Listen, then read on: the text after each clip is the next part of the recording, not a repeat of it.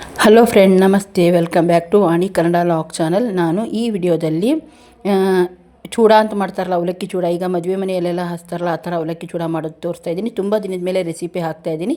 Skip ಮಾಡಿದೆ ಪೂರ್ತಿ video ನೋಡಿ. ನಾನು ಮೊದಲಿಗೆ ಆ ಅವಲಕ್ಕಿ ಒಂಥರ ಕುರುಕುರು ಇರೋದು ನಮ್ಮಲ್ಲಿ ರೆಡಿಮೇಡ್ ಸಿಗುತ್ತೆ, ಅವಲಕ್ಕಿ ತೊಗೊಂಡು ಬಂದಿದ್ದೆ. ಆಮೇಲೆ ಮೊಸರುಗಾಯಿ ಅಂತಾರಲ್ಲ, ಮೆಣಸಿನ್ಕಾಯಿ ಅದನ್ನು ಇಟ್ಕೊಂಡಿದ್ದೀನಿ.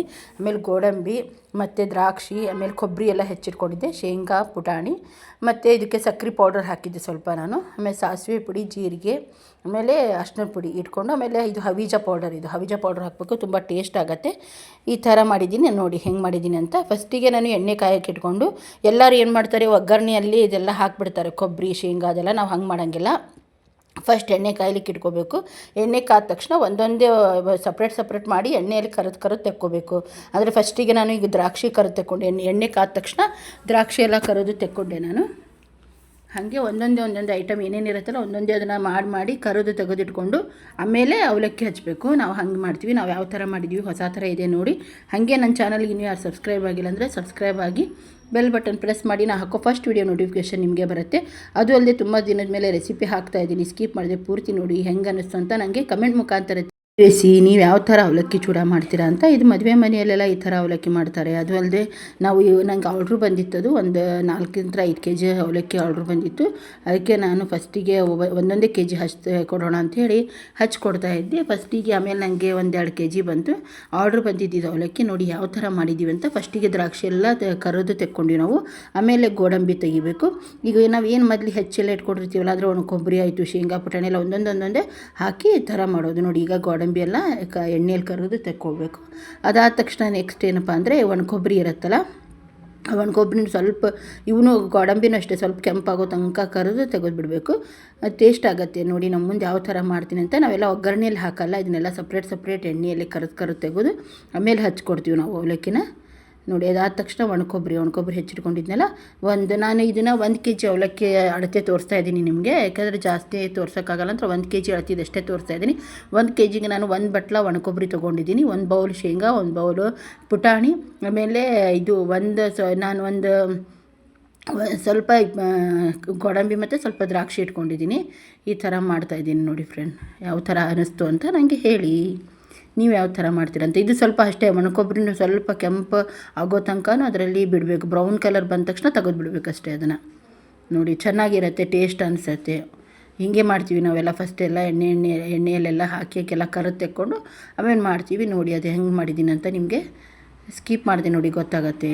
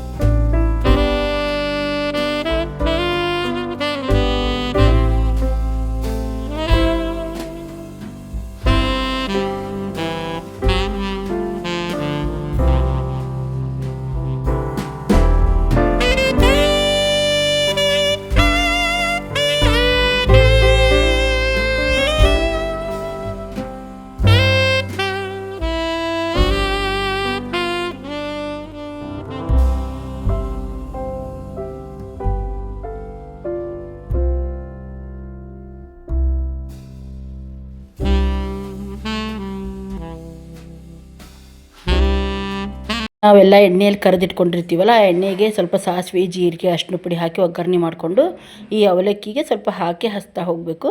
ಆಮೇಲೆ ನಾವೇನು ಕರೆದಿಟ್ಕೊಂಡಿರ್ತೀವಲ್ಲ ಅದು ಒಂದೊಂದೇ ಐಟಮ್ ಇದಕ್ಕೆ ಹಾಕಬೇಕು. ನಾನು ಅದನ್ನು ಸ್ಕಿಪ್ ಮಾಡಿಬಿಟ್ಟಿದ್ದೀನಿ, ತೋರಿಸ್ಬೇಕು ಅಂದ್ಕೊಂಡಿದ್ದೆ, ಸಾರಿ ಸ್ಕಿಪ್ ಆಗಿದೆ.